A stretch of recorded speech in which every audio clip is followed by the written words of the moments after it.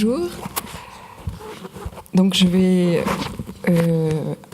faire une petite introduction de 5-10 minutes par rapport à cette séquence qui s'intitule effectivement « Se saisir d'une expérience ».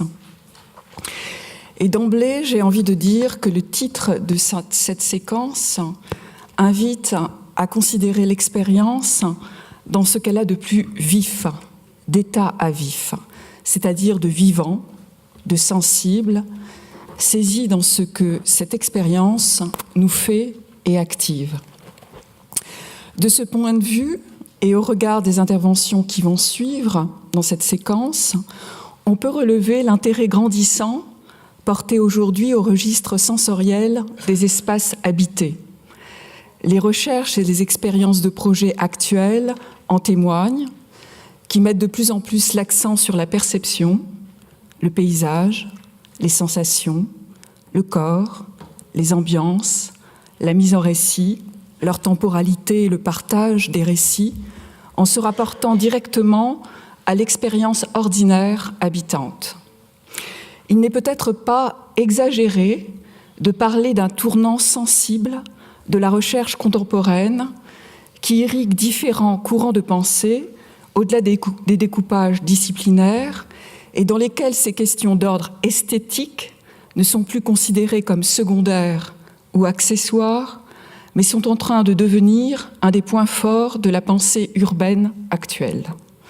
L'hypothèse développée ici est que le sensible, l'expérience esthétique, l'esthésis au sens étymologique du terme, c'est-à-dire le sentir, notre capacité à percevoir, à être concerné, à nous rendre sensibles nous-mêmes, constitue la toile de fond de l'expérience habitante et d'une écologie sensible du monde quotidien. Si le domaine du sensible, de l'esthétique, peut prétendre en une quelconque pertinence en la matière, c'est avant tout parce qu'elle se présente comme une des expressions les plus manifestes de notre faculté d'appréhension sensorielle du monde, laquelle appréhension sensorielle ne relève pas d'une compétence a priori, mais bien d'une expérience. Nous tournons effectivement la tête et nous ouvrons les yeux pour voir, ce qui signifie que percevoir implique toujours une activité musculaire, demande une activité motrice, bien plus qu'un esprit immatériel, contemplatif et immobile. En cela, l'expérience esthétique procède simultanément de l'action et de la réception, de l'interaction ou transaction d'un sujet à son milieu, tous deux pris dans une dynamique évolutive et affectés eux-mêmes par ces interactions. Dans cette saisie de l'expérience esthétique, qui est une ligne de pensée que John Dewey a beaucoup développée et promue, il me paraît essentiel de souligner l'importance du corps, le retour aujourd'hui d'une pensée du corps sentant et vivant, qui nous rappelle que ce que nous ressentons, que ce que nous percevons, vivons, l'est depuis ce corps, et qu'à l'inverse de ce qui a été traditionnellement privilégié par la philosophie, en particulier par la philosophie de l'art, à savoir la dématérialisation ou la spiritualisation du réel, peut-être faut-il dire que la condition pour percevoir, pour se rendre sensible, pour que les choses que l'on regarde nous regardent et nous concernent, il nous faut agir et être dans l'action. Dans le même ordre d'idées, et pour poursuivre sur un autre plan, je me souviens que durant toute ma formation intellectuelle en architecture, mais surtout en histoire de l'art et en esthétique, l'un des thèmes majeurs et récurrents était celui de la disparition de la figure humaine, de sa dislocation, du délitement de la figure humaine, de la disparition de l'humain.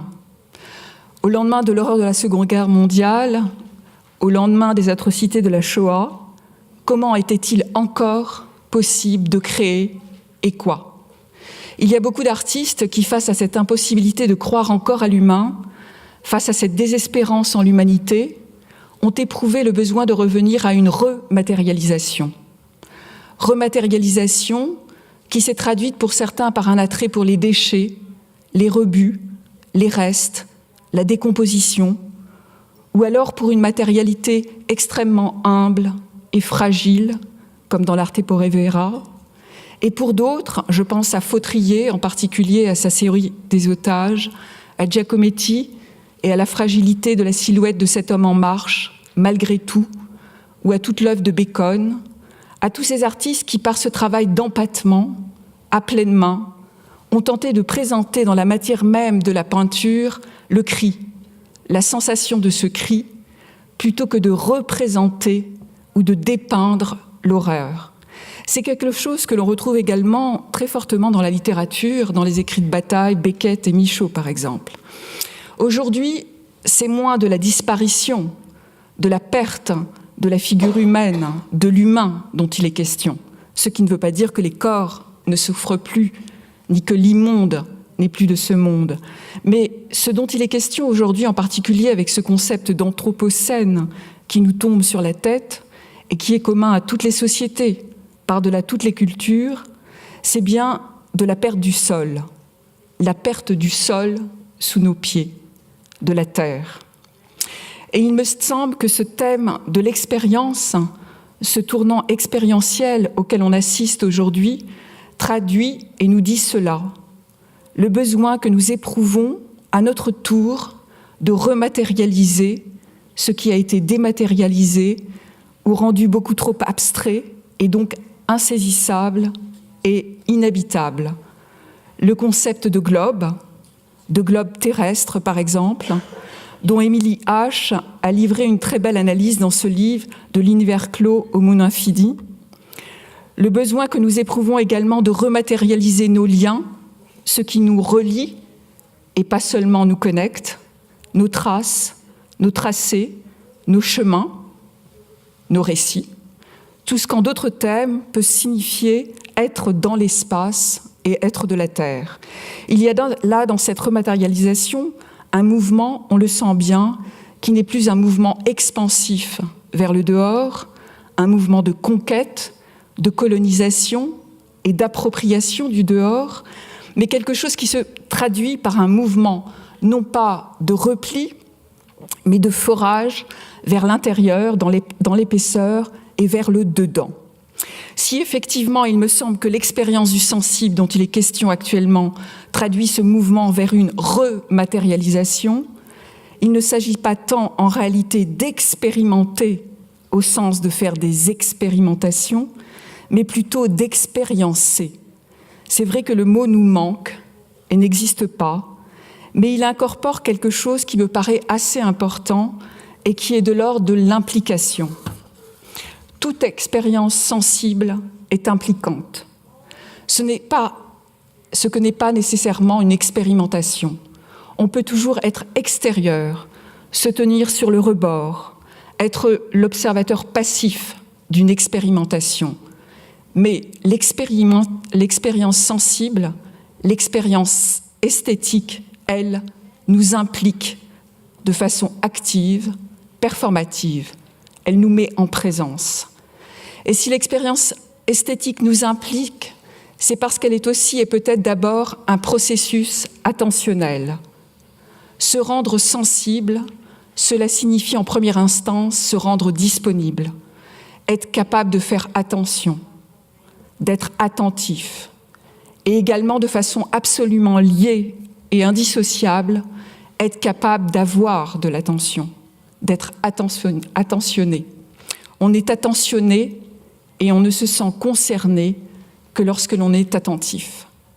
Il y aurait sans doute beaucoup à dire de ce point de vue-là, sur le rapprochement, la mise en relation que l'on pourrait faire entre cette demande d'attention que présuppose l'expérience sensible et cette crise de l'attention que l'on observe aujourd'hui et sur lequel quelqu'un comme Bernard Stiegler s'est beaucoup penché.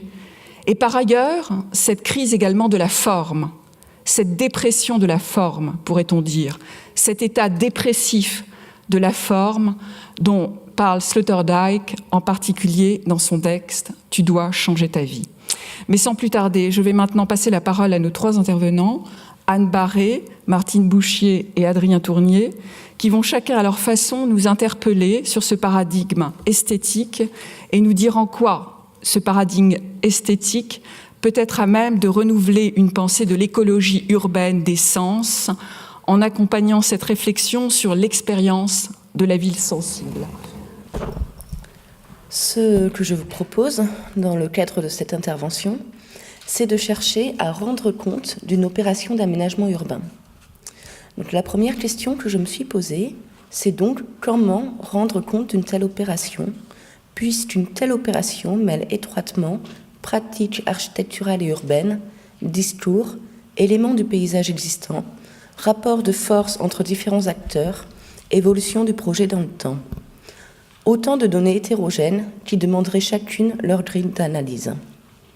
Et ce sont pourtant toutes ces données hétérogènes que je voudrais mêler et restituer en l'espace de 20 minutes. Pour donc revenir à la question du comment, ce que je vous propose, c'est de vous raconter un projet d'aménagement urbain comme on raconte une histoire. Donc, le projet que je vais raconter, c'est celui de la ZAC Gare de Rungis, ou la ZAC, zone d'aménagement concerté, ou l'écoquartier Gare de Rungis. Les deux appellations existent, et déjà, on entend que la différence de dénomination n'est pas neutre. Car ce premier choix de dénomination, ZAC ou écoquartier, pose déjà la question du point de vue de l'histoire et de son commencement. Une ZAC est une procédure administrative créée en 1967.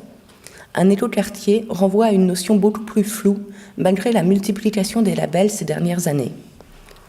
Parler d'une ZAC demanderait donc de se concentrer sur les étapes de la procédure mise en œuvre, son périmètre d'intervention et les rapports maîtrise d'œuvre, maîtrise d'ouvrage, soit tout un vocabulaire plutôt technique, voire bureaucratique. Parler d'écoquartier, cela renverrait davantage au caractère écologique du projet. Ses liens avec le site, la qualité de ses bâtiments, la qualité de ses espaces publics, de ses espaces verts, la place accordée aux habitants dans sa conception, le caractère agréable de la déambulation dans ses rues, et, puisqu'on ne peut jamais se défaire de la technicité, la gestion de ses ressources et ses performances énergétiques. Ce n'est donc pas une, mais déjà deux histoires qu'il est possible de raconter sur l'aménagement Gare de Rungis. Deux histoires qui vont bientôt se multiplier, car ce n'est ni une ni deux, mais beaucoup d'histoires différentes auxquelles je vais faire référence ce matin. L'une d'entre elles va cependant nous servir de fil conducteur et marquer un point de départ. Mais laquelle ? Car il y a le choix. Je pourrais parler de l'histoire du site, friche ferroviaire d'une gare de Petite Ceinture abandonnée en 1993. Ou bien je pourrais raconter les grandes orientations du projet définies par la CEMAPA, maître d'ouvrage du projet, et repris dans tous les documents de communication, sites internet et panneaux de chantier y compris, traçant ainsi une sorte d'histoire discursive du projet. Ce que je propose plutôt, c'est de suivre le déroulement chronologique du projet à partir des premières études opérationnelles. Ce fil conducteur nous permettra de bifurquer vers d'autres histoires lorsque l'occasion s'en présentera, au risque parfois de s'égarer en chemin. Mais comme l'a écrit Victor Hugo dans Les Misérables, là où le sujet n'est point perdu de vue, il n'est point de digression. L'histoire commence donc en 2001, lorsque la mairie de Paris commence à négocier avec RFF, le réseau ferré de France, propriétaire du site, pour l'achat du terrain. Que s'est-il donc passé en 2001 pour que l'on s'intéresse subitement à ce terrain en friche depuis 18 ans ? 2001 marque un changement de majorité à la mairie de Paris. Mais plus que ce changement de majorité, c'est sûrement la décision prise à la fin de la mandature précédente de réaliser la ligne T3 du tramway sur le boulevard des Maréchaux et non pas à l'emplacement de la Petite Ceinture qui constituait l'alternative étudiée, qui a débloqué le projet sur le site de la gare. Mais peut-être faudrait-il ici préciser que la question du devenir de la Petite Ceinture se posait régulièrement au Conseil de Paris depuis le milieu des années 90. Débat qui s'est vite polarisé entre promenade plantée et retour des trains. Les deux options s'annonçant d'ailleurs écologiques. Débat non tranché lors de la signature d'un accord avec RFF en 2006, RFF voulant garder la possibilité de faire circuler des trains. Selon cet accord, des interventions paysagères sont réalisables sur l'emprise de la Petite Ceinture, mais seulement si elles sont réversibles, au cas où la décision serait reprise de refaire circuler donc les trains. C'est cet accord qui explique que le terrain de basket et le centre social de quartier de Gare de Rungis aient été construits sur dalles au-dessus des rails. Depuis cette date, RFF a abandonné tout projet de train sur ce tronçon de Petite Ceinture. mais le projet est terminé. Le projet est terminé donc, mais mon histoire de projet urbain a à peine commencé. Il a déjà bifurqué sur des histoires de desserte parisienne. Retournons donc en 2001, ou plutôt en 2002, date des premières études opérationnelles de l'atelier parisien d'urbanisme. Le projet est lancé, sa réalisation commence à se préciser, et les associations locales se mobilisent. Car ce projet ne s'implante pas dans n'importe quel contexte, mais dans un arrondissement et un quartier fortement marqués par des opérations d'urbanisme conséquentes, ayant donné naissance à un milieu associatif réactif. Parmi ces associations, ADA 13, l'Association pour le développement et l'aménagement du 13e arrondissement de Paris, créée en 1964 pour demander une réponse au manque d'infrastructures vécues par les nouveaux arrivants des opérations de rénovation urbaine. La RBP, Association Rungis-Pria-Peuplier, groupement d'associations d'habitants créé en 1997 à l'occasion du contrat de ville concernant la cité Bria-Savarin. Et enfin, l'ADACSO 13, Association pour le développement et l'aménagement des quartiers du sud-ouest du 13e arrondissement, créée spécialement pour Gare de Rungis en 2001. Soit trois associations et 3 dates de création emblématiques de 3 périodes de la politique urbaine française. Rénovation urbaine visant à remplacer les îlots insalubres par des constructions suivant les préceptes de l'architecture moderne. Îlots insalubres dont la première délimitation en 1905 avait été établie à partir des morts de la tuberculose. Mais cette histoire est passionnante, mais elle nous éloigne un petit peu du sujet. Rénovation urbaine, donc. Politique de la ville, lancée dans les années 80 pour revaloriser les quartiers dits sensibles. Et enfin, généralisation de la notion de renouvellement urbain par la loi SRU votée en 2000. C'est donc dans un contexte fortement marqué par l'histoire de l'urbanisme français et par l'histoire des réactions citoyennes et associatives à des projets urbains que s'implante ce projet d'aménagement. Ces associations vont, comme je l'ai dit, se mobiliser sur ce projet au sein notamment du Conseil de quartier, toute nouvelle instance créée par la loi Vaillant de 2002 afin de renforcer la démocratie de proximité. Et là, on peut noter au passage que l'on retrouve ici un morceau de l'histoire législative qui pourrait nous entraîner à faire l'histoire des instances ayant compétence en matière d'urbanisme. Les conseils de quartier, une fois créés, c'est dans ces lieux que les habitants, pour la majorité membres d'associations, espèrent faire entendre leur avis sur le projet Gare de Rungis. Une partie de l'emprise de la gare ayant déjà donné lieu dans les années 70 à une opération immobilière typique de l'époque, la vigilance est prônée pour empêcher que cela se reproduise. Dans un premier temps, le dialogue s'établit plutôt bien entre maîtrise d'ouvrage, maîtrise d'œuvre et habitants regroupés en associations. Il faut dire que les finalités du projet sont partagées par l'ensemble des acteurs en présence. Mais quelle finalité ? Il est à présent temps de raconter un petit peu l'histoire discursive du projet que j'avais mis de côté au début d'intervention. Car à la différence de, par exemple, la ZAC Claude Bernard, qui est inscrite dans le grand projet de renouvellement urbain Paris Nord-Est et où l'enjeu prôné par la ville de Paris est de faire de ce territoire un pôle de développement à l'échelle métropolitaine que l'on retrouve pour Paris Rive-Gauche, ou d'une autre ZAC, la ZAC Boussicot, où le discours institutionnel se focalise sur l'aspect patrimonial d'un ancien hôpital et de sa vocation sociale à conserver. Ici, c'est principalement l'amélioration de la qualité de vie des habitants qui constitue le but affiché de l'opération. Amélioration de la qualité de vie, qui prend pour forme la création de services de proximité, comme une école, une crèche ou un centre social de quartier, demandé et obtenu par les associations, la réalisation de liaisons entre la rue Bria-Savarin, réaménagée pour y faire baisser le trafic, et le boulevard des Maréchaux sur lequel viendra s'implanter le tramway, liaison rendue difficile par la présence de l'enclave que constituait l'emprise de la gare, et enfin la volonté de construire le premier écoquartier de la capitale. À propos de cette volonté de liaison, c'est elle qui permet de lire le plan masse de l'opération, dessiné non pas à partir d'une composition ordonnée des différents bâtiments du projet, mais à partir des différents axes de liaison, automobiles ou piétons, qui structurent l'ensemble et entre lesquels les bâtiments viennent s'implanter de manière plus ou moins libre. Car le but est de relier ensemble différentes voies de circulation, mais aussi divers éléments disparates. J'en ai déjà touché 2 mots en présentant les associations d'habitants. Le 13e arrondissement a été fortement marqué par différentes périodes de l'urbanisme qui ont laissé leurs traces, créant un paysage urbain que certains acteurs comme la Pure qualifient volontiers de discontinu. Mais pour en rendre compte, il faudrait à nouveau changer de mode de récit et rentrer dans une forme plus proche de la promenade et de la description. Cela pourrait donner quelque chose comme cela. Arrivé à l'arrêt tramway Poterne des Peupliers. L'arrêt se trouve boulevard Kellermann, portion du boulevard des Maréchaux dans le 13e arrondissement. La largeur du boulevard permet de dégager la vue. À l'est, les tours de l'avenue d'Italie se découpent sur l'horizon, entrecoupées par la rangée d'arbres qui longe le tramway. En se tournant vers le sud, un grand morceau de ciel se dégage au-dessus d'une haie d'arbres qui cache un jardin et des bâtiments plus bas. Puis, la rue Loutière plonge vers le cimetière de Gentilly et le parc de Kellermann. Elle est longée sur la droite par une longue façade de briques rouges de 6 étages qui se retourne sur le boulevard, HBM des années 30 que l'on retrouve tout au long des Maréchaux, à l'emplacement des enceintes de Thiers.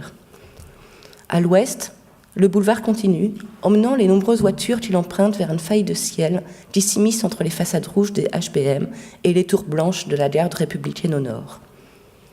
Séparée du flux automobile par une rangée d'arbres et une piste cyclable, cette caserne, aux allures de cité HLM, est implantée sur un îlot d'herbe fermé par des grilles qui suivent le tracé des rues.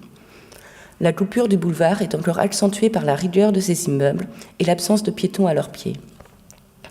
Des gens, pourtant, traversent le boulevard, mais la plupart continuent vers le nord, vers la rue des Longrets ou vers le passage que l'on devine entre l'angle biseauté d'un immeuble à bardage métallique et celui arrondi d'un immeuble qui alterne horizontal en bois et horizontal vitré à menuiserie noire. Ces deux immeubles sont neufs et le passage qu'ils délimitent constitue l'une des entrées de la ZAC Gare de Rungis. Il cadre la vue sur la façade de briques rouges d'un autre immeuble HBM appartenant à la cité Bria-Savarin un peu plus loin. Donc, on retrouve à cet endroit la marque physique des différentes périodes de l'histoire de l'aménagement de la couronne de Paris. Marque physique que viennent compléter d'autres souvenirs, plus discrets, mais repris dans certains discours. Souvenir de la Bièvre, ancien affluent de la Seine, dont on a dirigé les eaux polluées au début du XXe siècle vers des collecteurs souterrains en direction des champs d'épandage d'Asnières. La Bièvre, donc, rivière devenue invisible sous des mètres de remblai, mais qu'un ensemble d'associations milite à faire ressurgir en différents points de la capitale et dont on retrouve la trace dans l'intention affichée pour le parc de Gare de Rungis de rappeler la vallée de la Bièvre en cassant le plateau ferroviaire. Souvenir également, mais plus proche et plus personnel, lorsque des associations habitantes demandent que le bâtiment du centre social rappelle celui de l'ancienne gare et organisent un atelier d'architecture allant dans ce sens. Comme on le voit, traces, mémoire et rappel constituent une part importante de la fabrication de ce projet. J'ai parlé des liaisons entre lieux, traces et histoire. Reste à dire un mot sur le développement durable, autre élément fortement mis en avant dans les discours institutionnels. Je le rappelle, ce projet se voulait le premier écoquartier de Paris, avant que les exigences du développement durable ne s'étendent à l'ensemble des projets parisiens. Pour poursuivre le parcours chronologique que j'ai proposé en début d'intervention, nous pourrions nous situer en 2005, date à laquelle est déposé un vœu en conseil d'arrondissement afin de construire cette ZAC dans le respect du développement durable. 3 visions du développement durable vont, à partir de là, se confronter dans le projet. Premièrement, celle de la maîtrise d'ouvrage, qui va insister, comme on le retrouve sur son site internet, sur les performances énergétiques des bâtiments, la limitation de l'automobile, la création d'espaces verts, la mixité urbaine et la mise en valeur du paysage urbain, le tout dans un chapitre intitulé « Environnement ». Si on a ici l'impression que le respect du développement durable constitue une sorte de but en soi, ce n'est pas le cas lorsque des membres d'associations reprennent ces différentes thématiques. Pour eux, ce ne sont pas ces mesures en tant que telles qui sont importantes, mais la façon dont elles vont influer sur la vie du quartier. Moins d'automobiles va donc signifier une desserte plus sécurisée pour les piétons, notamment les enfants. Le parc représentera un espace de détente et de jeu, là encore surtout pour les enfants. Les logements étudiants et l'immeuble de bureaux seront susceptibles de ramener de l'animation dans le quartier.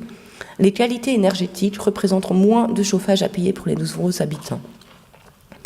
La confrontation des points de vue ne porte donc pas tant sur les moyens mis en œuvre, mais sur les finalités de ces moyens. Et à ces deux visions va cette même année 2005 s'en rajouter une autre. En 2005 est en effet créée une autre association, nommée les Amis de l'Écozac, association qui regroupe des membres d'autres associations, celles-ci à portée nationale et internationale, et des riverains. Cette association, qui se présente elle-même comme une association de lobbying écologique, a été plutôt mal vue par les associations déjà présentes sur le projet, car considérée comme extérieure au contexte local.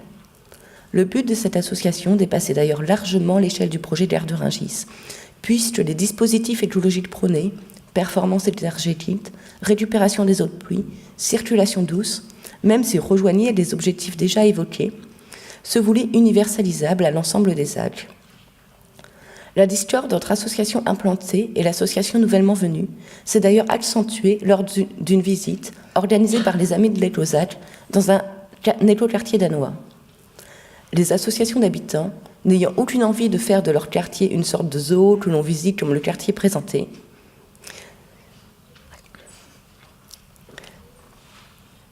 si donc techniquement cette nouvelle association a pu apporter son expertise, sa vision d'un écoquartier exemplaire s'est révélée trop éloignée des problématiques locales des associations d'habitants et des acteurs institutionnels. Je vais m'arrêter ici pour l'histoire chronologique du projet, qui par la suite s'est déroulée sans accident majeur.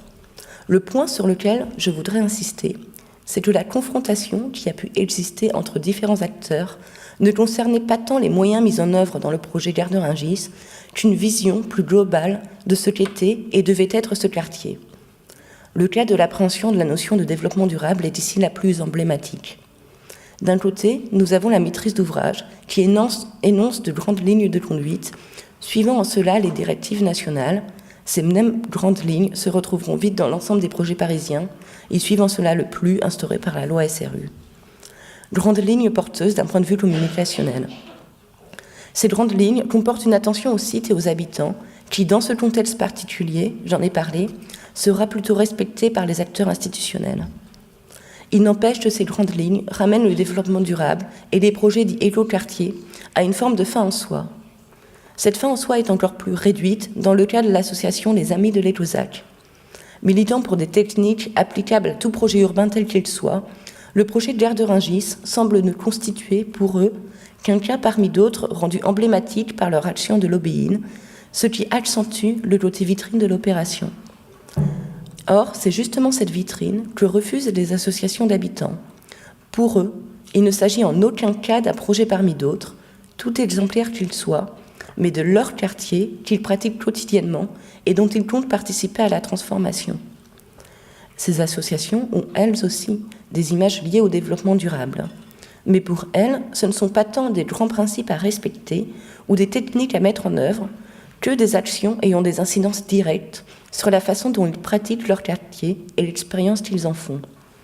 Il n'est donc pas étonnant que se mêle à leur discours, lorsqu'il est question de développement durable et d'environnement, une expérience vécue de la dangerosité d'une rue à leur sortie d'une école, ou le souvenir de la forme d'une gare dénuée de qualité architecturale, mais qui fait partie de la mémoire habitante du site.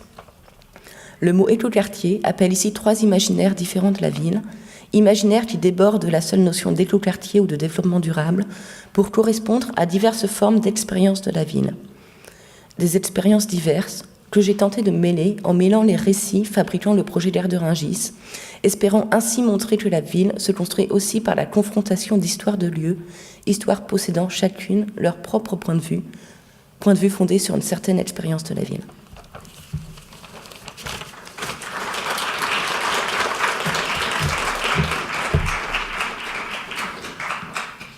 Je commencerai par une citation du livre d'Isabelle Stenger sur Whitehead, qui dirait en quelque sorte mon objectif, que je dois dire d'emblée, je ne vais pas atteindre sans doute aujourd'hui.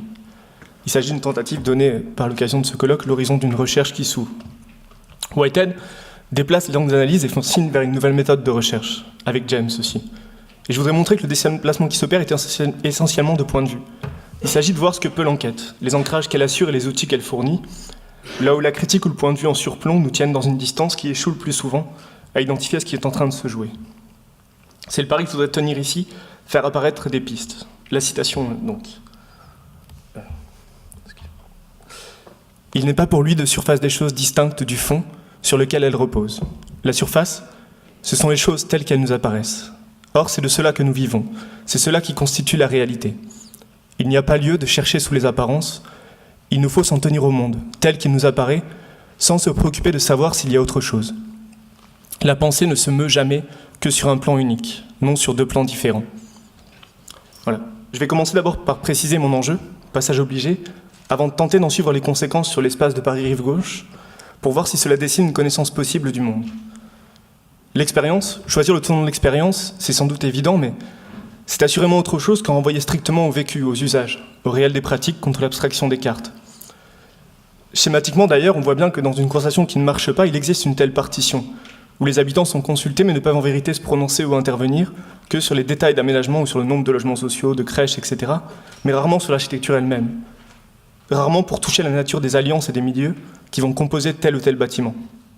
Or, si en amont on a décidé de ce dont il doit être question, si l'on ferme tout possible chemin pour gagner en savoir et en puissance, il me semble que tout est perdu. Aujourd'hui, m'importe l'espace de Paris-Rive-Gauche, quartier situé en bordure de Seine vers la gare d'Austerlitz, officiellement commencé en 89, plus formellement inauguré avec la naissance de la BNF en 94. Et j'aimerais vous parler de l'espace qui s'y trouve produit, sans entrer dans tous les détails faute de temps, mais en espérant ne pas quitter le terrain de l'expérience, et notamment ne pas bifurquer entre une connaissance mathématique des bâtiments ou une connaissance de leur prix, par exemple, et l'expérience qu'on peut en avoir. Essayer sans doute de saisir l'architecture dans ce qu'elle fait et nous fait faire, en parler comme constitution de monde. Je dois préciser, pour être honnête d'emblée, et ne pas quitter ma propre expérience, que je vous parle de ce quartier sans m'y plaire, avec défiance, avec désapprobation et résistance. Et que je l'aborde avec le souci de ne pas rejouer pourtant l'histoire des vainqueurs, mais de rester fidèle au contraire à celle des vaincus. Faisant cela, je n'ai pas été satisfait pour autant des critiques de ce quartier sous l'angle de la sociologie de la gentrification. J'irai vite là-dessus, supposant que vous en connaissez les grandes lignes, et pour ne pas me complaire dans la critique, disons que cette critique de la gentrification est insatisfaisante, parce qu'elle oppose une ville d'avant à celle d'après, une ville authentique contre celle qui se construit, qu'elle donne peu de force, surtout car elle ne dit rien des bâtiments. Elle n'en parle précisément que par leur prix ou par les forces externes qui en auraient déterminé les constructions. En outre, elle nous place dans une position sociologique de savoir, de décrypter un processus qui est à la fois celui qui traverse toutes les villes, qui est achevé dans bien des villes, et en même temps toujours un peu ignoré, etc. Je vous renvoie là aux critiques de la sociologie. Voilà. Évidemment, pourtant, tout n'est pas faux dans la gentrification, loin de là. L'espace de Paris-Rive-Gauche, par exemple, compte de nombreuses banques, des sièges sociaux, des entreprises, des bars dispendieux, tout y est. On est là-bas dans le ventre de la bête. Et de plus, l'espace s'est complètement édifié sur la disparition de tout ce qui précédait, de tous les bâtiments industriels, des squats, des logements, etc. Pourtant, pour ne pas reproduire une histoire trop glorieuse, on ne peut pas oublier qu'un tel quartier aurait pu échouer, aurait bien aimé pu ne pas avoir lieu, comme tant d'autres projets. Il y a des rapports de force, des champs de bataille. Un exemple, par exemple, les frigos qui ont finalement été conservés l'ont été parce qu'il y a eu une mobilisation pour le conserver. Et après coup, le quartier d'édification de Paris-Rive-Gauche réintègre les frigos dans son projet, comme s'il avait toujours été question qu'ils persistent. Si César s'attribue tout seul les lauriers, c'est dire combien une histoire sans accroc compte. Et pour autant, ces histoires de constatation, précisément, peuvent importer quand elles peuvent faire échouer, quand cela pourrait ne pas marcher, quand tout aurait pu être autrement. En me penchant sur Paris-Rive-Gauche, paradoxalement, je ne suis pas beaucoup d'humain. Je me suis surtout concentré sur ce que tentent de créer les bâtiments et ce qu'en disent leurs architectes, comme un philosophe qui découvre l'architecture. Comme pour en cartographier surtout les appareils de capture, les jeux de force, l'avance qu'a l'architecture sur la conception des milieux. Mon but était clair, et l'est toujours, produire des récits, des fictions qui nous donnent des prises, ou qui ouvrent au moins des jeux, pour faire face à un tel quartier et ce qu'il provoque comme espace de jeu d'interpossession. Savoir en somme où l'on met les pieds. Et si, comme dit Whitehead, il n'y a rien au-delà des manières, j'aimerais ici intensifier mon expérience de Paris-Rive-Gauche. Bon, je vais parler du quartier, sinon on peut parler de l'expérience tout ordinaire et on se retrouve à faire de la philo. C'est toujours... Bref.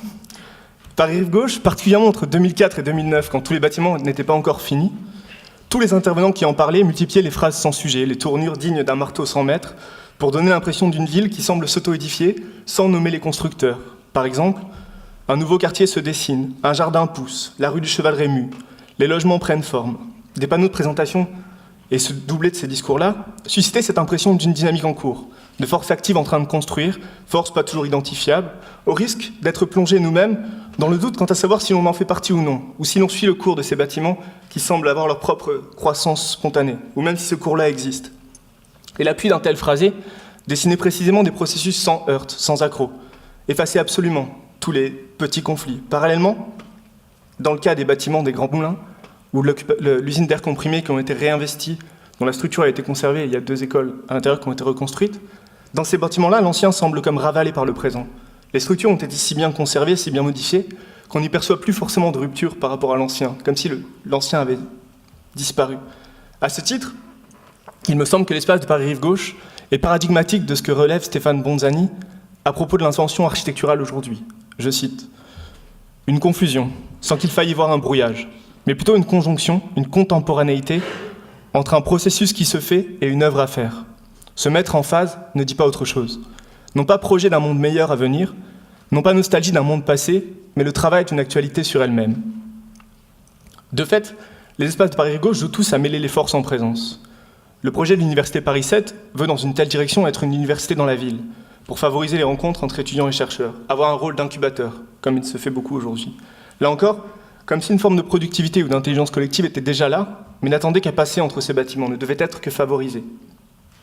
Il en va, comme vous le savez, de l'espoir de créer un territoire productif pour les humains, qui passe aussi par tous les immeubles à start-up et les pépinières. De fait, les bâtiments de l'université sont donc dispersés en plusieurs immeubles, tous très différents. L'université n'est effectivement pas fermée sur la ville, en contraste par exemple avec celle de Tolbiac. Si vous voyez, c'est une immense tour, très moche et très inhospitalière. Une telle incidence sur la productivité du territoire est pourtant ambivalente. On peut l'être, ne serait-ce que parce qu'il y a effectivement plein de jardins, de lieux où traîner, enfin plein, quelques jardins, des lieux où traîner, des endroits où passent des skateurs ou plein d'occasions de sieste. Pourtant, il se joue précisément quelque chose d'indéniablement particulier dans cette alternance entre les vides et les pleins des bâtiments, ou même entre l'agitation d'une rue, l'avenue de France par exemple, et le calme d'un des jardins.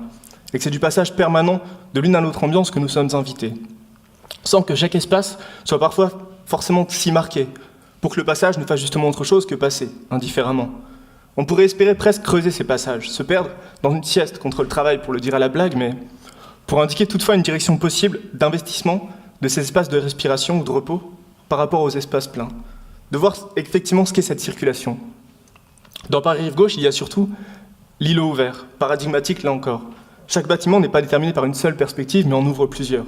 L'îlot ouvert, c'est la règle du jeu mise en place par l'architecte Porte-Sans-Parc, coordonnateur de la construction de tout un quartier, qui suppose des façades non uniformes, non rectilignes, qui laissent passer des perspectives, des vues, des aperçus. Quand on regarde, on n'a pas de place assigner. Une seule perspective sur le bâtiment, on se trouve au contraire invité à faire l'expérience de la circulation, du mouvement et des passages, de la transparence des vitres ou par la multiplicité des limites propres à chaque bâtiment. Par rapport au reste de la ville, c'est du coup une toute autre expérience de la compacité. Les bâtiments n'ont pas le même poids qu'ailleurs. On aperçoit des coupes dans des bâtiments qui se donnent pourtant très compacts, en béton, mais qui n'ont pas sa compacité du bloc, justement. Ils font un monde qui a plutôt la compacité paradoxale du fluent, du devenir et du changement perpétuel. Une telle impression, pourtant, n'empêche pas de sentir une certaine immobilité de cette surmobilité, un paysage tranquille, peut-être du fait qu'il soit aussi très divisé. Chaque îlot trouve, par la singularité du bâtiment, son contexte en lui-même, et semble ainsi se multiplier les enclaves, les zones séparées. L'espace paraît d'ailleurs divisible à l'infini en espaces juxtaposés. Les îlots ne sont pas si ouverts, ils sont même séparés très matériellement. Il y a quantité de portails et de digicodes, et si les vues sont dégagées, parce que chaque portail est assez fondu dans le paysage, ces portails marquent néanmoins l'espace. Ils disent tous les filtres et les blocages. Tout autant que les questions qui s'adressent à nous de la gestion des espaces, puisqu'ils sont essentiellement fermés, d'être privatisés, de ne pas être de propriété publique, par crainte des passages ou des invasions inopportunes. Et tant avec la multiplicité des bâtiments de Paris 7, ce campus diffus qu'avec l'îlot ouvert, que j'explore malheureusement très rapidement aujourd'hui, mais il se joue quelque chose d'une expérience du fluide, du passage, et dans le même temps constamment contrarié. Et on peut rapidement y voir un territoire de l'expérience de l'économie actuelle, à la fois virtuellement infini, sans limite apparente, mais confronté sans cesse au réel qui résiste, ou à de centaines de limites. Il en va encore là d'une forme de travail, d'une actualité sur elle-même. Pour moi, cela saute aux yeux, quand bien même cela semble relever d'abstraction. On ne peut que s'attarder sur de telles constructions, sur ce que de telles constructions nous disent du monde, comme il va, à la façon dont on déplie le sens des constructions anciennes. Surtout, on se trouve confronté à cette actualité-là, à ce présent-là, et à combien il nous met en jeu, ne serait-ce que parce que nous en sommes, et qu'il est justement difficile de déterminer comment et par où. C'est une question centrale à mes yeux. La bataille se joue précisément dans cette zone d'indistinction, d'interpossession, où l'ennemi, l'ami n'existe plus. Prenons par exemple plus abstraitement la transparence. Enfin, abstraitement, évidemment omniprésente à Paris-Rive-Gauche et dans tous les immeubles. On dit qu'il y a transparence lorsque l'intérieur est visible, à même l'extérieur. Et une telle possibilité, en vérité, est impossible. Elle expose simplement à l'illusion d'une alliance, d'une totalité retrouvée, à une absence de division, comme promesse toujours manquée. Pratiquement, la transparence ne signifie jamais tout à fait un possible passage, mais provoque plutôt l'expérience des reflets, des miroirs, des formes d'obstacles, qui viennent contrarier les effets d'une projection d'un côté ou de l'autre. À la façon peut-être de tous les volets qui couvrent très souvent les fenêtres des logements de Paris-Rive-Gauche, ou à la façon des portiques dont je vous parlais. De tels passages en plus sont rendus encore plus difficiles aujourd'hui avec l'augmentation démesurée du plan Vigipirate. La transparence, là, est tout autant obstacle que contrôle, visibilité, et tout autant ouverture que prétexte à cloisonnement ou volet. Pour l'anecdote toutefois, et surtout pour le contrepoint qui ne manque pas là encore, de plonger dans l'ambivalence d'un tel quartier, où nous voulons rester. Comme il y a peu d'endroits où séjourner, et peu de passants la nuit, tout l'espace étant tourné vers le rythme du travail, la nuit il y a assez peu de monde, du moins dans les rues. Et il y a eu beaucoup de cambriolages quand même, notamment de galeries d'art qui depuis ont dû déménager, quoi, paradoxalement, alors qu'il y a tous ces espaces aussi de prévention situationnelle, etc., de tout un truc du quartier. L'enjeu pour moi serait peut-être de parvenir à relever ces jeux d'opposition, de radicaliser ces juxtapositions, de creuser ces divisions pour multiplier les perspectives et rouvrir la prétendue maîtrise d'un tel espace. La transparence est ambivalente, on pourrait en parler en blague, se dire justement qu'elle empêche en partie de traîner, donc permet la nuit de cambrioler. Indécidable donc, et elle est même refusée par bien des bureaux ou entreprises de biotechnologie, très présentes à Paris-Rive-Gauche, mais aucunement transparentes. Elle nous met en jeu, au sens où les limites ne disparaissent pas, mais demandent par contre à être d'autant plus construites, produites. Elle nous met en jeu aussi parce que, dans beaucoup de ces bâtiments-là, transparents, ça s'accompagne aussi de l'air climatisé et d'une forme de coupure radicale avec le dehors. Et le modèle reste celui de l'habitacle, de la bulle, ce modèle qui vise à protéger les corps et à les accompagner dans leurs activités et leurs gestes comme une seconde peau, tout en les soustrayant du monde extérieur. Un peu comme ce dont parle Sloterdijk sur la bulle et la sphère. Et à les fréquenter, on peut vite se demander comment faire face à un tel désir de bulle. Qu'est-ce que ça nous fait? Comment s'en détourner? Comment habiter ce monde ou faire des fuites dans les habitacles, alors même que tout menace de s'écrouler? Paris-Rive-Gauche met en scène à mes yeux une telle question. Il y a la BNF. Parce que je suis allé vite quand même, mais ça va? Très bien. Il y a la BNF qui me servira ici de lieu de conclusion. Elle crée son propre parvis, que vous voyez sans doute, vous êtes peut-être déjà allé, j'espère. Son immense esplanade, son architecte voulait vide au départ, mais qui depuis chaque année se remplit sous la pression des velléités d'usage d'un tel espace. Des escaliers glissants, du vent absolument terrible. Indéniablement, en plus, le bâtiment a quelque chose d'absurde, déraisonnable. Il consomme comme une ville de 20 000 habitants, parce que les archives sont finalement hors sol, etc. Toutefois, avec les années, son esplanade se remplit de cinéma, etc. Au centre, sous le parvis, un sous-bois constitué d'une centaine de pins, amenés par 2 fois par hélicoptère, beaucoup n'ayant pas survécu à la tempête de 97. Ce sous-bois, même si les délicieuses fraises des bois y poussent, est inaccessible. Il n'est là que pour stimuler la quiétude, la méditation, et mettre en scène l'intégration de la nature dans des techniques de production industrielle. Je cite son architecte Dominique Perrault, « Elle est exploitée, la nature est exploitée, exténuée à l'extrême, mais elle est aussi disponible à une maîtrise nouvelle. Elle est peut-être développée, elle est l'objet d'une ingénierie propre », dit son architecte. 1 million de mètres cubes d'air climatisé, qui sont nécessaires au fonctionnement de la BNF, sont captés au pied des pins. Entièrement artificialisée, la nature est effectivement partie prenante d'un tel processus industriel. Je suis allé vite pour les 20 minutes, mais disons que tout l'enjeu d'un tel quartier est là, pour moi. Tirailler entre l'habitacle et la circulation, entre la protection et le passage, ou même la nature, pour avoir sa place, doit être disposée sous certaines conditions seulement. Et ça continue avec un autre bâtiment là, qui est en construction, où ils vont faire des bioalgues biosourcées dans la façade, etc. Enfin, tout, bref. Et où la BNF, comme d'autres bâtiments dont je pourrais parler, mettent en scène une grande puissance de l'humain et de sa technique. Humain qui, de cet étrange territoire, doit pourtant faire un espace productif. Un tel objectif ne semblant fonctionner qu'à multiplier les habitacles, les non-confrontations entre les individus ou entre humains et non-humains, les mêmes humains devant courir. Les espaces de Paris-Rive-Gauche, en ce sens, produisent le milieu de tout ce à quoi aujourd'hui il faut faire face, tout ce à l'intérieur de quoi il va falloir agir. Paradoxalement, au milieu de la légèreté des façades de verre et des magasins qui s'y trouvent, dans la nonchalance propre à un tel quartier, qui avec le temps devient de plus en plus habituel, là où au départ, chaque nouveau bâtiment marquait vraiment quelque chose, là ça devient de fait un vrai milieu qui fonctionne. Et l'architecture a vraiment de l'avance sur ça. Et j'aimerais trouver des prises pour être capable d'en susciter des métamorphoses, plutôt que d'espérer de leur part des maîtrises améliorées de diverses dimensions du monde, toujours plus profondes. Par exemple, juste comme une question très bête, mais il y a un jardin qui est quand même agréable au bout de Paris 7 dans l'esplanade, qui est fait pour que les plantes poussent d'elles-mêmes. Le problème, entre autres, c'est que les jardiniers n'étaient pas formés pour ça, mais Ils ont eu plein de problèmes au début parce que les marées sentaient beaucoup, puis vous y trouvez quand même aucun insecte. Et je suis toujours fasciné, j'aimerais faire l'enquête quasiment de savoir comment ils font pour qu'il n'y ait aucun insecte dans ce jardin qui pourtant pousse tout seul. Et défaire par cette prise-là les espaces de Paris-Rive-Gauche en les multipliant, en trouvant d'autres alliés pour faire proliférer des manières d'habiter de tels espaces, tout en se confrontant à une multiplicité de milieux. L'architecture, dans ce sens pour moi, en découvrant Paris-Rive-Gauche, a vraiment de l'avance sur ces bâtiments qui constituent immédiatement des mondes. Et qui par contre, pour l'instant malheureusement, en tout cas même en cherchant un peu, il y a peu de ces contre-mondes, de façon d'habiter encore Paris-Rive-Gauche. Ne serait-ce que par cette espèce de fluide contrarié, cette espèce d'absence d'espace, certaines règles aussi, de règlement des espaces communs ou non, du manque de confiance. C'est l'espace transparent, mais tous les volets sont constamment fermés, et les balcons, en moyenne, relativement inoccupés.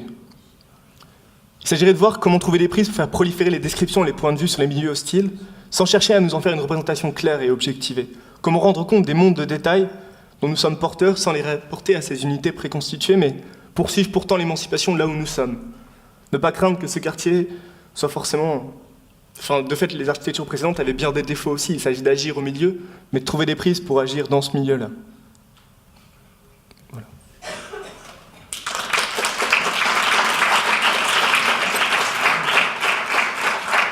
Ça va ? Je vais revenir à la question de l'expérience en faisant un parcours à travers l'esthétique systémique, ce qui est un domaine, un terme que je suis en train de construire, et en faisant un parcours à travers des pratiques d'artistes immergés, imprégnés par les milieux. La première image montre là les dadaïstes à Saint-Julien-le-Pauvre, parce que les dadaïstes sont les premiers, à mon avis, à être sortis, non pas sur le motif, mais sortis dans la ville, pour totalement renouveler leur expérience et aller aussi, par la même occasion, au-devant d'un public et faire l'expérience au public directement de l'art en train de se performer.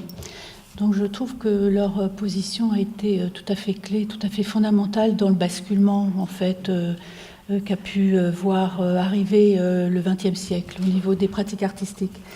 Mais je reviendrai un tout petit peu en arrière sur ce qui me travaille et ce que l'on travaille dans le domaine territoire esthétique que je dirige, dans lequel il y a un certain nombre de doctorants qui travaillent. C'est donc un domaine qui cherche à comprendre ce qui légitime la présence de l'art dans les processus de développement urbain et de démocratisation de la culture. L'art est extrêmement présent, vous le savez, dans la ville aujourd'hui, dans les territoires en général. Et l'esthétique systémique s'intéresse à tout ce qui fait tenir ensemble les politiques, les faits, les discours, les pratiques, les acteurs et les territoires. Donc ce diagramme montre les différentes polarités sur lesquelles on travaille et qui sont toujours en interaction. Dispositifs économiques, politiques, culturels, les territoires, là ils sont nommés, il y en a 3, mais ils sont beaucoup plus vastes. Les faits esthétiques, c'est tout ce qui arrive dans l'espace public, tout ce que l'on peut voir et qui a comme fonction d'esthétiser l'espace public, les acteurs, créateurs, opérateurs, habitants, publics, et peut-être que j'en oublie. Je ne rentrerai pas trop dans le détail de ce diagramme, mais l'art attire les regards sur les projets de développement urbain et territorial. Il sert donc à appareiller le corps social en impliquant les artistes dans des dispositifs culturels. Je pense par exemple aux Nuits Blanches, je pense aux Capitales européennes de la culture, je pense aux quartiers créatifs où les artistes sont sollicités pour créer du lien social. Il sert d'attracteur, contribuant à attirer les publics, à soulever des fonds, à mobiliser les investisseurs. Les artistes sont utilisés pour faire passer un message, construire un récit auquel s'identifie, le temps de l'événement, un public souvent captif, de plus en plus nombreux et très souvent distrait. Un certain nombre de livres parus ces 10 dernières années abordent l'expansion du phénomène d'esthétisation qui touche une variété de territoires, de systèmes d'organisation et d'acteurs, allant de l'esthétisation du monde à celle de la société, de l'esthétisation de l'espace public physique à celle du consommateur, de l'esthétisation du politique à celle de l'individu.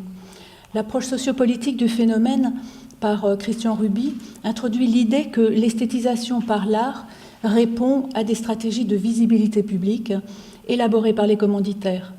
La médiation esthétique est déterminée depuis André Malraux, par la démocratisation pédagogique et populaire de l'accession à l'art moderne, dont la visée éducative a perduré avec Jack Lang et au-delà de Jack Lang. Il me semble d'ailleurs qu'on est à la fin de la traînée de la comète Jack Lang.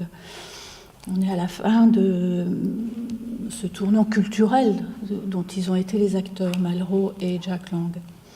Les derniers livres parus, Olivier Assouline, notamment Le capitalisme esthétique, essai sur l'industrialisation du goût, ou le livre de Gilles Lipovetsky et Jean Serrois, L'esthétisation du monde, vivre à l'âge du capitalisme artiste, convergent vers l'idée que le système économique travaille à esthétiser tous les éléments composant et organisant la vie quotidienne. Les objets, les médias, l'alimentation, les apparences individuelles, les centres urbains, les friches industrielles, les quais, les berges, enfin bon, j'en passe. Un capitalisme esthétique ou un capitalisme artiste affecte les villes qui se mettent en scène, les environnements commerciaux, les consommateurs eux-mêmes dont les comportements se voient exploités à des fins commerciales. Exploités et exposés, je dirais. Nous voici, écrit Lipovetsky, au stade esthétique de la consommation. Le capitalisme artiste met en œuvre des stratégies de séduction, faisant basculer le monde de la consommation dans un ordre transesthétique. Et je voudrais m'arrêter un moment sur cette idée d'ordre ou d'état transesthétique. C'est à Jean Baudrillard, le premier, dans sa critique de la postmodernité, dans un livre paru en 90, La transparence du mal, qui utilise ce terme pour désigner l'effacement des limites entre l'art et la vie, et l'effacement de l'art lui-même, derrière les signes de la culture. Culture que les gens consomment, que les gens dévorent dans un cérémonial cannibale. La politique s'esthétise dans le spectacle, le sexe s'esthétise dans la publicité, toutes les activités s'esthétisent dans la culture, l'art disparaît comme acte symbolique au profit de la circulation des images sur les réseaux, dans une logique de dissémination et de contagion où tous les styles se mélangent. Baudrillard est extrêmement pessimiste. L'art disparaît dans une émulsion esthétique, terme qui rejoint un dernier ouvrage, L'art et l'état gazeux d'Yves Michaud, essai sur le triomphe de l'esthétique. Yves Michaud y décrit un nouveau régime esthétique où tout devient artistique, dans un monde vide d'œuvres d'art. L'art se diffuse dans le monde de la culture en général, dans le design, dans la mode, dans la chirurgie esthétique, dans l'industrie du goût. Les musées deviennent des supermarchés de la culture et l'expérience esthétique remplace l'art et tend à colorer la totalité des expériences culturelles. Alors vous voyez là à l'écran quelques petits fragments des dispositifs en fait d'esthétisation des territoires, avec des grands programmes comme l'Estuaire de Nantes, qui est en fait un projet qui convoque des artistes dans un processus invisible, donc les artistes rendent visible un processus de métropolisation. La question des nuits blanches aussi, qui est tout à fait intéressante dans la démocratisation de l'art et l'engouement pour l'art contemporain. L'esthétisation des friches industrielles, depuis la Roure, mais aussi dans le nord de la France, en Lorraine, etc. Angoulême, qui est une ville créative avec une transformation de son esthétique. Les bus sont recouverts de bandes dessinées, les rues sont indiquées avec des bulles de bandes dessinées, etc. Marseille-Provence, donc capitale européenne de la culture. Et en bas, l'esthétisation donc du tram T3, la ligne T3 du tram, à Paris, qui est jalonné d'œuvres d'art. Donc c'est un tout petit inventaire ici de ces phénomènes-là, mais néanmoins, la montée en puissance de la culture, donc particulièrement en France, et je l'ai déjà dit depuis André Malraux, qui a siégé en tant que ministre des Affaires culturelles de 62 à 69, et ensuite Jack Lang de 81 à 93, est attesté par les chiffres de l'économie générés par l'activité de la culture. Ces chiffres nous rappellent que la société des loisirs s'est appuyée sur l'idée d'une culture accessible à tous, en accord avec la diminution du temps de travail. Alors, pour moi, donc, le tournant de l'expérience, c'est donc à inscrire dans le prolongement du tournant culturel, ou comme un basculement du tournant culturel, tel que je viens de l'évoquer, tournant qui a conduit à l'esthétisation généralisée du quotidien et, selon les précédents auteurs, à la perte d'art. Ce que l'art n'est plus, depuis qu'il est diffus, qu'il est à l'état gazeux, qu'il est vecteur d'esthétisation généralisée, Jean Baudrillard l'énonce dans le chapitre consacré à l'état transesthétique dans son livre « La transparence du mal ». Il écrit « L'art, nous le voyons proliférer partout, et le discours sur l'art plus vite encore. Mais dans son génie propre, dans son aventure, dans sa puissance d'illusion, dans sa capacité de dénégation du réel, dans sa capacité d'opposer au réel une autre scène, où les choses obéissent à une règle de jeu supérieure, à une figure transcendante, où les êtres, à l'image des lignes et des couleurs sur une toile, puissent perdre leur sens, excéder leur propre fin, et, dans un élan de séduction, rejoindre la forme idéale, fût-elle celle de leur propre destruction. Dans ce sens-là, l'art a disparu. Il a disparu comme pacte symbolique par où il se distingue de la pure et simple production de valeurs esthétiques que nous connaissons sous le terme de culture, prolifération de signes à l'infini, recyclage de formes passées et actuelles. Défini ainsi dans son aventure, dans son expérience, l'art comme pacte symbolique illustre bien ce terme, ce fragment de texte que j'ai pris à Baudrillard, illustre bien pourquoi l'artiste reste, selon Hannah Arendt dans La crise de la culture, le seul et le dernier individu à demeurer dans la société de masse. Il illustre aussi pourquoi nous avons tant besoin des artistes et pourquoi on demande aux artistes de venir intervenir dans l'urbain. Pourquoi le mythe de l'artiste et sa capacité à résoudre des questions, on ne sait pas pourquoi véritablement, mais en même temps on lui demande de venir. Je donnerai quelques réponses avec quelques images là, qui sont des œuvres paradigmatiques, des œuvres universelles, et qui travaillent et qui sont exemplaires, je pense, du travail de l'art. Les artistes s'inscrivent dans l'univers sensible, s'immergent dans un environnement qui peut être à la fois leur lieu d'existence ou le théâtre de leur action. Ils déterminent les milieux physiques, environnementaux, comme une ressource esthétique immédiatement disponible, et je dirais comme à portée de main, comme en attestent les mains négatives des grottes ornées de Wanaham, ici en Nouvelle-Calédonie. Ce geste universel de la main négative est constitutif de la nature de l'artiste en général, en ce sens que la première caractéristique de sa pratique est d'initier une chaîne opératoire. L'artiste agit avec ce qui se trouve là, à l'origine la roche utilisée comme couleur, comme support, le corps comme outil et comme sujet. L'expérience du milieu, décrite par les paléontologues, est de plusieurs ordres. L'artiste prélève des objets, coquillages, fossiles qu'il collectionne, il utilise le substrat comme matière colorée, il recopie des motifs comme les griffades d'ours et met en œuvre un processus d'empreinte. Ces relations matérielles font émerger un élément intermédiaire entre lui et ce qui l'entoure, une forme constituée en signe, en symbole. La représentation se constitue au milieu, elle exprime véritablement le milieu par sa position entre l'artiste et son environnement. L'empreinte est l'expérience d'une médiation, et c'est en retirant la main précisément que se déclenche toute une série de relations abstraites au monde, mythes, fantasmes, éléments de langage et mémoire, qui sont activés par la ressemblance avec la main qui est absente.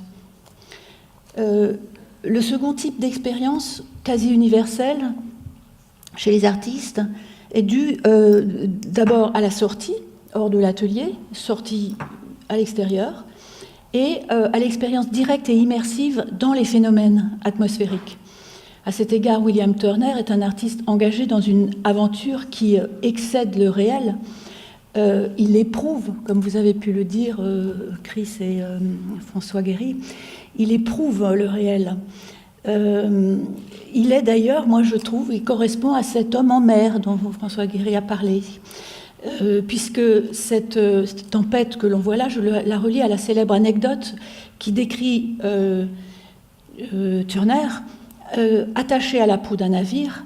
Il se faisait attacher à la proue d'un navire pour aller éprouver de l'intérieur le milieu océanique déchaîné. Absorbé par la vague, absorbé par le milieu, l'artiste est poussé à son comble. Et c'est là que la technique s'ouvre et se libère. L'expérience est totale, multisensorielle, et le milieu est incorporé. Et Turner détermine une esthétique de l'épreuve et une esthétique de l'action. Véritablement, il éprouve le milieu.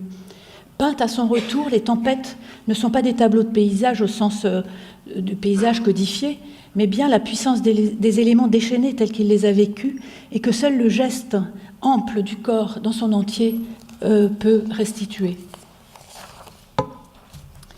L'expérience de Monet rejoint celle de Turner par la sortie, mais elle s'en différencie par la relation rétinienne au motif. Et donc, le corps n'est pas présent dans son entier. D'ailleurs, Monet était assis quand il peignait.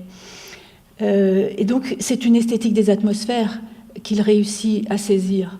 Sorti sur le motif, Monet capte les variations du milieu dans sa relation au temps. Le changement de saison, le changement de lumière au fil des journées, des semaines, des mois, est l'objet même des séries d'impressions picturales. Le fait qu'il change de toile dès que change l'atmosphère montre qu'il perçoit la meule comme une transformation du milieu. Gustave Geffroy, qui a rédigé la préface du catalogue de l'exposition de 1891, où ces meules étaient exposées, exposition organisée par le marchand d'art Durand-Ruel, écrit ceci. Ces meules, dans ce champ désert, ce sont des objets passagers où viennent se marquer, comme à la surface d'un miroir, les influences environnantes, les états de l'atmosphère, les souffles errants, les lueurs subites. L'ombre et la clarté trouvent en elles leur centre d'action. Le soleil et l'ombre tournent autour d'elles en une poursuite régulière. Elles réfléchissent les chaleurs finales, les derniers rayons. Elles s'enveloppent de brume, elles sont mouillées de pluie, glacées de neige. Elles sont en harmonie avec les lointains, avec le sol, avec le ciel. Ce qui met en jeu ces trois régimes d'expérience, c'est un mode de relation au milieu. Un milieu en contact tactile avec la main négative, par immersion, par épreuve du milieu océanique avec Turner, et par l'œil, par la vue avec Monet. Ces trois régimes d'expression mobilisent la sensation pure, donc l'esthétique au sens ancien d'esthétikos, une esthétique où il n'y a pas d'exercice de jugement. L'artiste n'est pas le spectateur de son propre objet, mais bien le médium du phénomène en train de se produire. La pratique et l'action sont au centre de l'expérience, et l'œuvre témoigne de ce qui arrive à l'artiste, tout autant qu'elle témoigne de ce qui arrive à l'environnement dans leur rapport réciproque, et c'est criant avec Monet.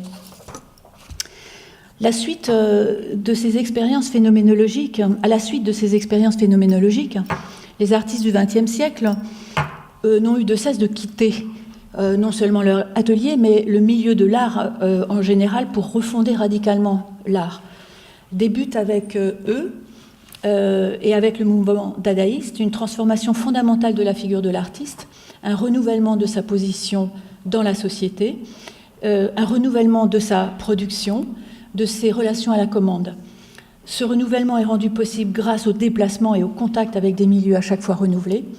Bertolt Brecht disait que l'artiste doit s'imprégner au monde de la production, non en observateur, mais en devenant lui-même producteur et faire une expérience politique de l'art. Les travaux ne devant plus être des expériences individuelles, mais être plutôt orientés vers l'utilisation et la transformation de certaines institutions.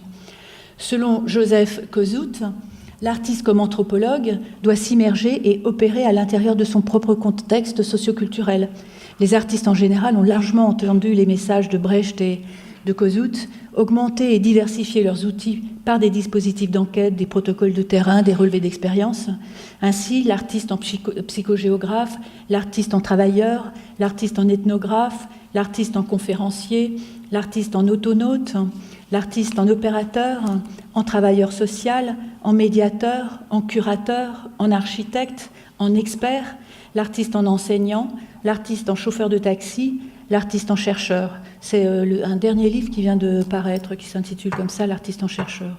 On pourrait multiplier les exemples déjà nombreux ici et poursuivre cette énumération des nouvelles figures de l'artiste qui émergent justement grâce à leur déplacement et à leur immersion et à leur expérience de nouveaux milieux, en évoquant Georges Perec qui immergeait place Saint-Sulpice pour noter ce que l'on ne note généralement pas, ce qui ne se remarque pas, ce qui n'a pas d'importance, ce qui passe quand il ne se passe rien, sinon du temps, des gens, des voitures, des nuages. Le nombre impressionnant de ces nouvelles figures atteste de l'importance de la déterritorialisation et de l'immersion dans un milieu pour le renouvellement de l'art. Ils sont allés dans des nouveaux territoires, les déserts, la ville, les frontières, mais aussi dans les nouveaux domaines, la sociologie, l'anthropologie, la géographie, la philosophie, les sciences. Dès lors qu'ils se sont déplacés, en dehors de leur milieu habituel, ils se sont imprégnés de leur nouveau milieu et l'ont incorporé en prenant le temps de l'expérience. Pour conclure, à la suite de Stig Andersen, curateur du pavillon danois de la dernière biennale d'architecture de Venise, un empowerment of aesthetic pourrait être pensé comme une alternative à la vision pessimiste du monde globalisé, vaporisé d'une culture générique scénographiée par le design systémique. Les logiques de marché n'ayant jamais été aussi puissantes, les données quantitatives étant les référents exclusifs, l'esthétique s'imposerait non pas comme une arme, comme le dit Bernard Stiegler, mais comme une aménité qualitative, rendant les lieux plus aimables et ouverts à l'expression esthétique. Si l'art est à l'état gazeux, s'il produit une esthétique discrète et diffuse, comme le dit Yves Michaud, tant mieux, car il participe pleinement à l'atmosphère que l'on respire et sans laquelle nous ne pouvons pas survivre.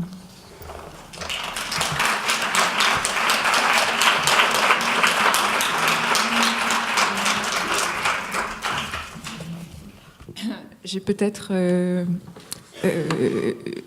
une ou deux questions par rapport aux deux premières interventions. Justement, par rapport à cette récolte de récits, j'aimerais bien savoir comment fait-on et avec quels outils, à travers quelles modalités, pour ne pas les clore, justement, ces récoltes et ces récits, et surtout pour ne pas les clore en une sorte de bilan, et faire en sorte que ces récoltes et ces récits dont vous rendez compte, que ces expériences puissent être une sorte de vecteur de reprogrammation qualitative. Ça, ce serait un peu ma première question. Et puis...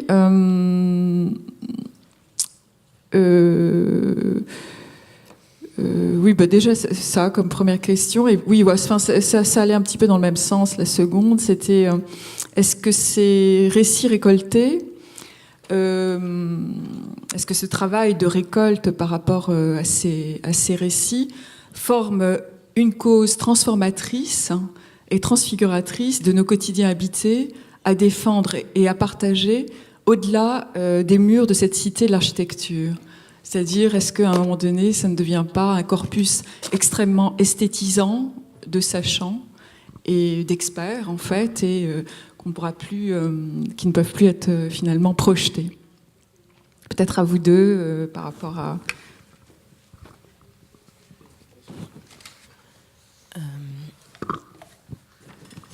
Peut-être commencer par la deuxième question.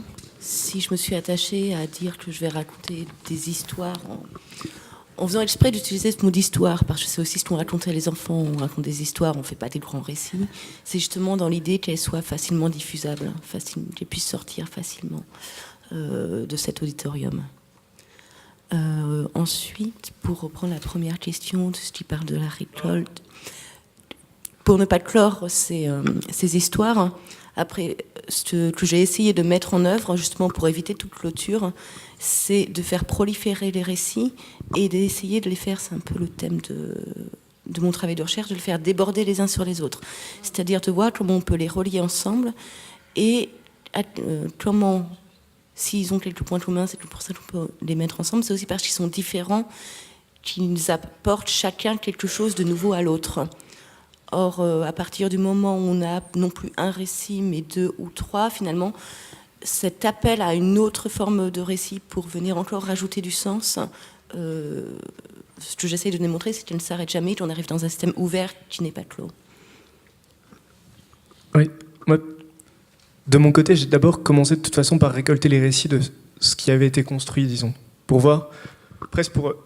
écouter d'abord et voir après comment on pouvait se confronter ou même voir quelles histoires se racontaient par rapport à ce qui avait été dit, et ça, pas seulement dans un esprit de contradiction, mais juste pour voir quelles histoires peuplaient déjà ce quartier par les architectes et qu'est-ce qui pouvait se jouer là.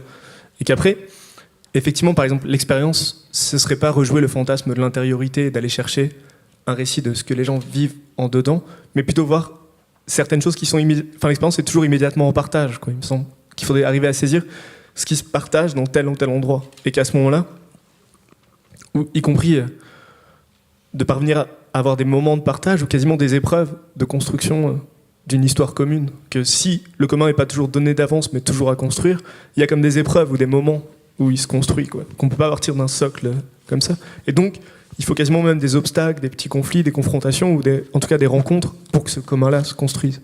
Et qu'après, pour une capacité de reprogrammation, ça c'est difficile, mais en tout cas d'arriver à sédimenter un peu les alliances et à les faire tenir, d'arriver à ce que quelque chose persiste, ça me semble important que précisément, je sais pas, il me semble qu'un effet esthétisant dans l'art, ou ce qu'on peut appeler l'esthétisation, c'est si les objets d'art sont là sans qu'ils comptent, quoi. Un peu comme par exemple une sculpture qui est au milieu d'un rond-point, qui en général sont pas très intéressantes, et on sent vraiment qu'elles sont là juste, enfin on sait pas si c'est le rond-point qui est là, ou bref, on sent bien que ça nous concerne pas beaucoup, quoi.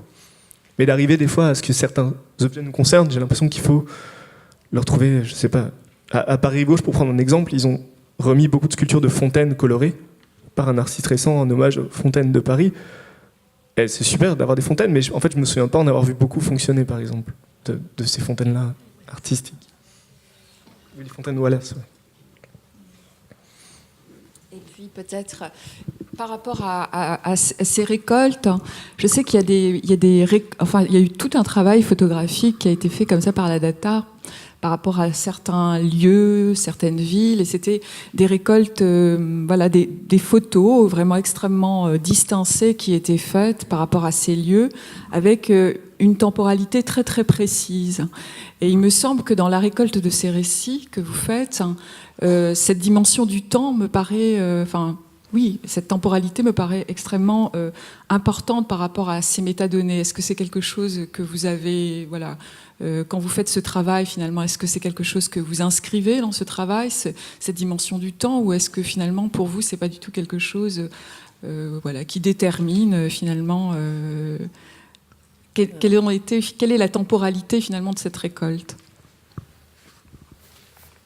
Alors, premièrement, pour parler de mon travail, dès qu'on commence à s'intéresser aux histoires, aux récits, on tombe sur Paul Ricoeur dans les récits, donc forcément l'élément temporel rentre en jeu. C'est aussi pour ça que j'ai choisi finalement comme fil directeur l'histoire chronologique pour faire entrer dès le départ cette idée de temps du projet qui prend du temps à se faire entre les premières études au début des années 2000 et la fin du chantier. Il s'est passé 15 ans. Il faut pouvoir rendre compte aussi de ces 15 ans. Et c'est vrai qu'à ce niveau-là, le récit est un outil qui permet de ramener du temps, beaucoup, peut-être d'une autre façon. Enfin, plus qu'une image, en tout cas. Pour répondre en contrastant, disons, avec la Datar, par exemple, pour travailler sur Paris-Gauche, j'ai beaucoup lu les cahiers de la Datar.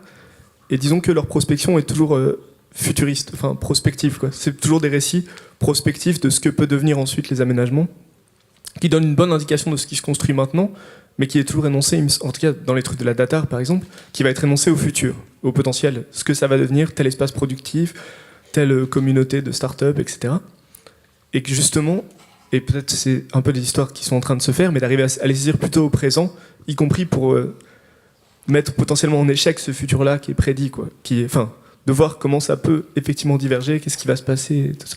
Et là, après ça, c'est de fait, à Paris-Gauche, par exemple, c'est assez difficile parce que pour l'instant, ça vient à peine d'être... Pour le coup, ça émerge petit à petit quand il y a encore la halle Fraissinet qui va ouvrir, qui va être la plus grosse pépinière à start-up d'Europe, je crois. Et d'arriver peut-être à raconter des histoires, mais plus pour mettre en échec la version prospective qui serait qu'est-ce qui va arriver après, ou qu'est-ce qu'on peut en faire, tout ça. Pour quitter toute idée de progrès et plus voir ce qui se passe, y compris là et maintenant, au milieu de l'état du monde actuel. Qu'est-ce que c'est cet empowerment et en quoi c'est lié justement à l'esthétique systémique dont tu parlais? Je ne sais pas si ça marche, oui. C'est un ready-made, hein. J'ai fait une photo de quelque chose qui existait et vraiment, je trouvais que ce collage-là entre ce mot et puis l'esthétique était vraiment très intéressant et ça m'a fait réfléchir. L'exposition elle-même mettait en scène, en fait, les expériences des spectateurs qui pouvaient sentir avec l'odorat, toucher des choses molles, faire l'expérience de certaines plantes, etc. C'était extrêmement phénoménologique et extrêmement sensitif. En même temps, quand on se promène, qu'on va voir de l'art, on se rend compte à quel point les musées sont remplis aujourd'hui de gens, que ce soit le Palais de Tokyo, que ce soit le Centre Georges Pompidou, que ce soit le Louvre. Il y a énormément de monde, énormément d'enfants, énormément de gens extrêmement attentifs qui sont en train de parler, de regarder. Donc, je pense qu'un vrai... il y a quelque chose s'est passé de ce tournant culturel. Il s'est passé quelque chose, effectivement, parce que l'art attire énormément. Il y a de plus en plus d'expositions partout. Et donc, le public est très, très intéressé. Il est très très large. Et donc il me semble que l'art qui se diffuse comme ça, qui se dissémine dans de nombreux lieux, sous forme d'événements, sous forme de beaucoup de formes différentes, touche finalement, même quand c'est sur un rond-point, finalement, même si on peut en rigoler, parce que c'est vrai, quand on a un catalogue de tous les ronds-points qui ont été faits, je pense que cette dissémination touche et qu'elle remet en place, sans véritablement le dire, la question de l'expérience esthétique, même si elle n'est pas directement nommée, même si les gens ne sont pas des connaisseurs, il y a une expérience qui se fait par cette attractivité de l'art. Donc l'empowerment of aesthetics, c'est de dire arrêtons d'être comme ces philosophes postmodernes ou même comme les sociologues comme Lipovetsky, extrêmement pessimistes de cette situation d'esthétisation qui est un terme péjoratif, et au contraire pensons que heureusement l'art est encore présent est très très présent dans nos sociétés. Les publics sont de plus en plus nombreux, de plus en plus attentifs, de plus en plus cultivés, puisque à force d'expérience, ils se cultivent forcément au contact de l'art. Ça, j'y crois vraiment. Et c'est ça, pour moi, cet empowerment de l'esthétique, c'est de prendre en compte cette diffusion de l'art et de continuer à diffuser l'art et à impliquer les artistes de plus en plus aussi dans des domaines où ils ne sont pas forcément attendus, et notamment dans les domaines du développement urbain. Je voulais vous donner un exemple, par exemple, puisque tu parlais du 13e, le secteur Brunzeau-Nord, donc qui touche tout à fait cet endroit, qui est un secteur qui est à cheval entre Paris 13e et puis Ivry. Il y a tout un programme de tours, un programme de densification qui est là, la CEMAPA est là, et il y a une usine d'incinération aussi, le SICCOM, qui est là. Et la CEMAPA et le SICCOM, dans leur projet de développement, puisque le SICCOM va changer de technique et au bout de 10 ans va se transformer, va devenir plus propre. Donc la CEMAPA et le SICCOM ont inscrit dans leur projet, dans leur processus de projet, un volet culture et un volet qui fait intervenir des artistes. Donc c'est là, c'est très très présent, c'est actuel. Et voilà, les artistes vont intervenir, notamment Stéphane Shankland et d'autres. Voilà. Donc empowerment, oui, parce que les artistes sont dans les projets de développement et dans les projets de développement. Oui, j'aurais une question pour Adrien Tournier. J'ai beaucoup aimé votre intervention, et puis avec Malice, vous nous avez montré finalement que les histoires des architectes, si elles précèdent la construction des quartiers, elles n'aident pas forcément à rendre ces quartiers habitables. C'est vrai que vous nous avez montré un ordre urbain finalement qui est inscrit dans le dur de ces constructions, une sorte de mise à distance, une sorte de fonctionnalisme froid. J'ai bien aimé la manière dont vous avez tourné autour de la transparence, qui est comme une sorte de catégorie de l'absence de contact, qui est omniprésente et qui fabrique une sorte de frustration un peu omniprésente pour le citadin ou le promeneur qui voit mais n'entre pas, voit mais ne touche pas, voit mais comme ça, une sorte de fausse proximité. Et alors, la question que je voudrais vous poser, c'est finalement, à la fin de votre intervention, vous arrêtez dans un jardin où là, il y a du végétal, du vivant, des plantes et des petits animaux. Et alors, dans votre dans les catégories avec lesquelles vous avez regardé ce quartier, finalement, le non-humain est assez peu présent, et donc il arrive juste à la fin, et donc je voulais vous interroger là-dessus. Est-ce que c'est un manque, ou est-ce qu'il n'y a pas, justement, pour la fabrication de milieux urbains plus habitables, le plaisir de partager finalement la ville ou de cohabiter avec ces non-humains? Précisément dans ce jardin qui est dessiné par les paysagistes AH, qui symbolise le AA, je ne sais pas si vous voyez ce que c'est au 17e, ils ont installé ça en Angleterre, c'est on creuse un fossé, on met la clôture, comme ça de loin on a l'impression que les animaux sont en liberté. Et leur jardin, elles ont juste mis en place le terreau pour que les plantes poussent d'elles-mêmes. Et ce qui est un geste assez intéressant pour produire un effet de nature dans le truc.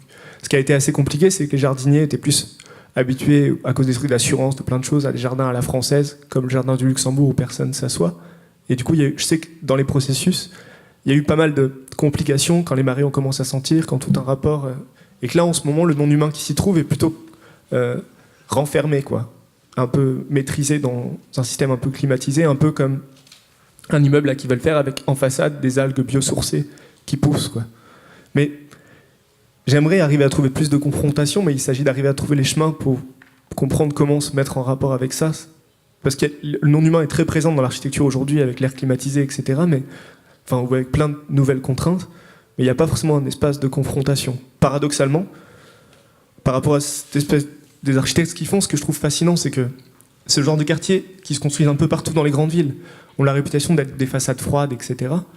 Cette critique-là, elle ne me semble pas suffisante parce que, de fait, si vous prenez ce quartier-là, Confluence à Lyon ou plein d'autres quartiers de ce type, de fait, on y est quand même. Il y a l'enjeu du confort qui, de fait, de toute façon, est très mis en avant et aussi un petit peu réel, quoi.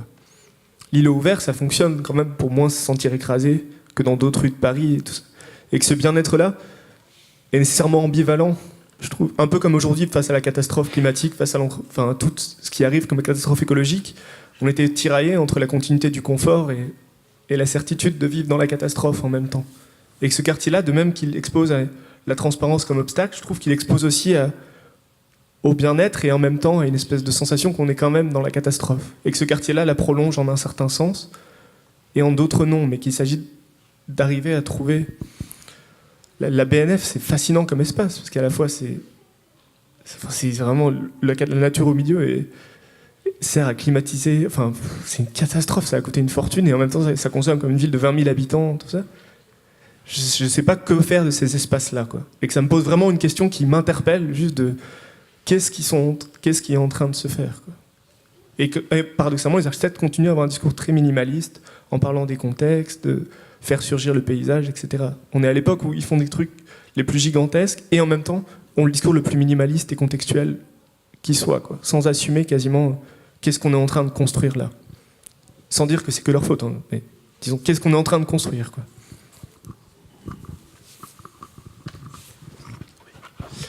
Oui, merci beaucoup pour les 4 interventions, vraiment très riches, et notamment celle d'Adrien Tournier, où avec la BNF, on est en train d'entrer dans ce qu'évoque un géographe comme Michel Lusseau, où il dit que peut-être que maintenant c'est le modèle de la station Mir, c'est-à-dire des modèles clos avec des sas qui vont devenir le modèle prévalent, quoi, une espèce de tropisme de l'inside, hein, que vous avez décrit à votre manière.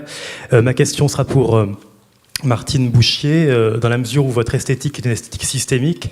Je voulais vous demander si vous vous inspirez de la théorie des systèmes de Bertalan Amphi, et notamment par exemple du modèle de l'homéostat d'Ashby, dont Bertalan Amphi n'a pas lui-même le monopole, parce que le modèle de l'homéostat est un dispositif autorégulateur, autorégulé, qui finalement correspond un peu à ce que pouvait vivre quelqu'un comme Turner quand il était en immersion dans le milieu de la tempête, qui voulait vivre et décrire. Ça a intéressé aussi un écrivain comme Barthes. Donc peut-être que là, il y aurait matière à trouver d'autres motifs pour votre description que j'ai trouvée très stimulante.